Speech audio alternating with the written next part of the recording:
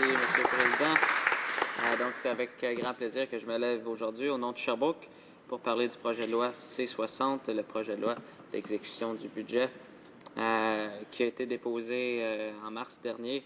En fait, le budget a été déposé en mars dernier. Ensuite est venu le projet de loi d'exécution du budget qui faisait cette fois-ci 100 pages, une centaine de pages. On pourrait trouver ça petit par rapport aux deux derniers qu'on a eus, qui faisaient 400 pages chacun. Mais quand on regarde l'historique de tous les projets de loi d'exécution du budget, on se rend compte que 100 pages, c'est encore un projet de loi extrêmement volumineux qui ne permet pas aux parlementaires de faire un travail comme il devrait se faire et de l'analyser dans les détails parce que, comme dans les deux derniers projets de loi d'exécution du gouvernement conservateur, on avait des centaines et des centaines de pages, des mesures qui n'étaient pas reliées nécessairement avec un budget qui se retrouvent dans ces projets de loi budgétaires.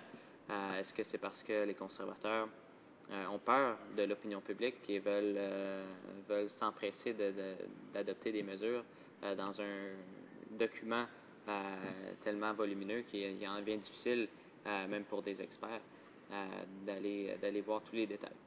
C'est une hypothèse que j'ai et je pense que c'est partagé par la plupart de mes collègues ici dans l'opposition. Malheureusement, pour plusieurs raisons, je suis un peu triste de me lever parce que il y a plusieurs mauvaises nouvelles dans ce budget-là. C'est vraiment assez long de faire tout l'inventaire de ces mauvaises nouvelles-là.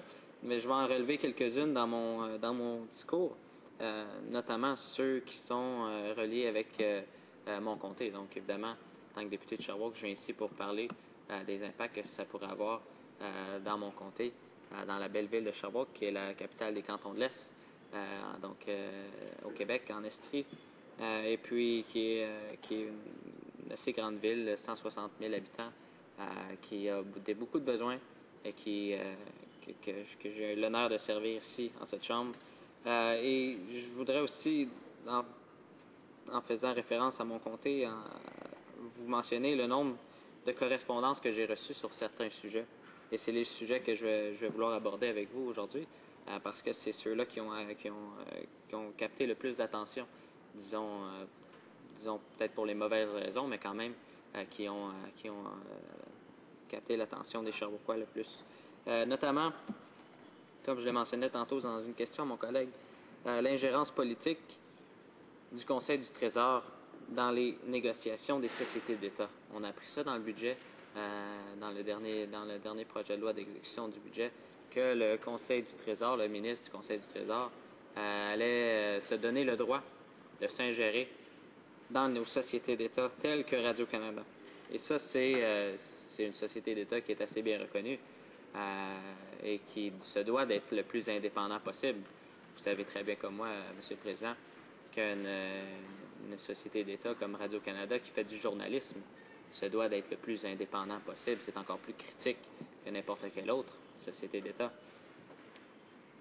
Parce que quand on parle d'ingérence dans les négociations avec leurs employés, on parle de négociations qui se feraient notamment avec les employés de Radio-Canada, donc qui comprend les journalistes. Et selon plusieurs personnes, plusieurs même témoins aussi qui sont venus parler du budget, on parle d'une attaque directe contre la société Radio-Canada, mais aussi d'autres sociétés d'État comme Post Canada, qui en est une, comme Via Rail, qui est aussi une société d'État, et je pourrais continuer à en nommer quelques-unes, mais cette mesure-là va faire en sorte qu'il va être possible maintenant pour le Conseil du Trésor de donner des lignes directrices aux administrateurs des sociétés d'État pour dire comment ils devraient gérer leurs employés, comment ils devraient les rémunérer ou comment ils devraient faire la gestion de tous les jours.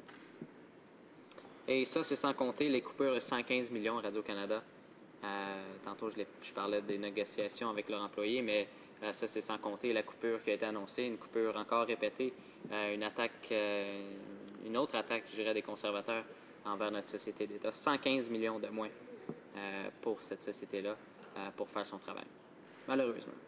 Aussi, un autre sujet qui a fait beaucoup jaser dans mon comté, c'est la coupure, en fait, l'élimination de l'avantage fiscal qu'avaient les fonds de travailleurs notamment le plus connu au Québec, le Fonds de solidarité FTQ, et aussi celui de la CSN, qui sont en fait, si on regarde les chiffres, le gouvernement va réussir à épargner 350 millions avec avec l'élimination, disons, de cette mesure-là, qui est un avantage fiscal. Ils vont économiser 350 millions et sur ces 350-là, ça représente 312 millions seulement au Québec.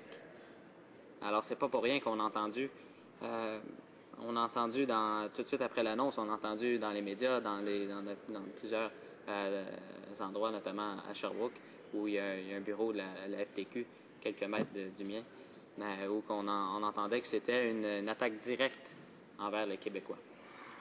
Parce que les fonds de solidarité comme ça, ils font en sorte qu'il est possible d'investir dans des petites, moyennes entreprises, d'investir de l'argent des travailleurs surtout, qui décident de cotiser dans ce genre de régime-là, et qui ont un avantage à le faire. Justement, il y avait un avantage fiscal de 15 qui était donné par le gouvernement fédéral, ce qu'on ne retrouve pas dans d'autres régimes d'épargne, comme un REER ordinaire, quand on fait affaire avec la banque, on ne retrouve pas cet avantage supplémentaire-là qui faisait en sorte que les épargnants choisissaient d'aller vers les fonds de solidarité parce que on choisissait ça parce qu'il y avait un avantage et maintenant le gouvernement va le couper graduellement. Et donc, ce sera plus possible pour eux de donner cet avantage-là. Et donc, ils devront se battre encore plus férocement contre les banques qui vont vouloir aller chercher ces épargnants-là. Et malheureusement, ce genre de fonds-là faisait en sorte qu'il y avait des investissements directs dans les régions du Québec pour permettre à des petites et moyennes entreprises qui voulaient démarrer ou des petites et moyennes entreprises qui avaient de la difficulté et qui voulaient aussi garder les emplois. Donc, c'est vraiment dommage et puis ça l'a fait beaucoup réagir. C'est pour ça que je voulais le dénoncer. J'espère qu'on va avoir une oreille attentive du côté du gouvernement pour cette question-là, pour vraiment leur démontrer que ça va avoir un impact très négatif, surtout au Québec, comme je le mentionnais, puisque c'est là qu'il y en a le plus. Aussi, autre chose que j'ai eu beaucoup de correspondance à mon bureau, c'est la fusion de l'ACDI, donc en fait de l'organisme de développement international qui va être fusionné avec les affaires étrangères, le ministère des Affaires étrangères. Et ça causait beaucoup de préoccupations dans les gens à Sherbrooke parce que on se demandait, en tout cas moi aussi je me demande bien sûr, comment on peut concilier les intérêts économiques, commerciaux du Canada, en fait, qui est défendu par le ministère des Affaires étrangères surtout.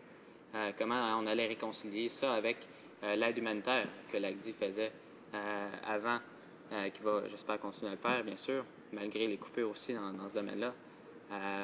Donc, comment on peut réconcilier ces deux choses-là, mettre ces deux choses-là ensemble et penser que tout va être beau, qu'il n'y aura pas aucun problème. Pour plusieurs Sherbrookeois, c'est vraiment une inquiétude. Aussi, un autre dossier qu'on a entendu beaucoup parler tout de suite après le dépôt du budget, ce sont les tarifs douaniers de certains biens, biens commerciaux, qui vont être augmentés. Donc, pour moi, en tant que député de Sherbrooke, c'est sûr que je vois des augmentations comme ça de tarifs à l'importation ou disons à l'exportation des autres pays quand ils veulent exporter leurs biens dans le nôtre, qui vont avoir des tarifs plus élevés à payer. Et ça, on parle de centaines, des milliers de biens qui vont avoir des augmentations. Alors, pour moi, c'est évident que c'est une nouvelle taxe, une taxe cachée, parce que c'est bien évident, ça ne prend pas des longues études en économie pour savoir que une compagnie qui va qui va exporter au Canada, qui va se faire augmenter les tarifs pour faire l'exportation, il va augmenter le prix au détail du bien en question. Et ça va coûter plus cher aux Canadiens à la fin de la journée. On estime que ça va être 8 milliards de plus que les Canadiens, dont les Sherbrookeois, vont devoir débourser de plus parce que les conservateurs ont décidé d'augmenter les tarifs douaniers. Et ça, c'est sans compter aussi les stationnements d'hôpitaux qui vont augmenter, les coopératives de crédit comme Desjardins qui est attaqué, Desjardins qui est une grande force à Sherbrooke, il y en a partout, quasiment à tous les coins de rue. Et ça, c'est encore une fois, c'est une autre chose qui est attaquée par les conservateurs. Et vous me dites que, bon, Mon temps est écoulé, donc je vais terminer là en vous remerciant de mon temps et en étant heureux de pouvoir répondre aux questions. Merci.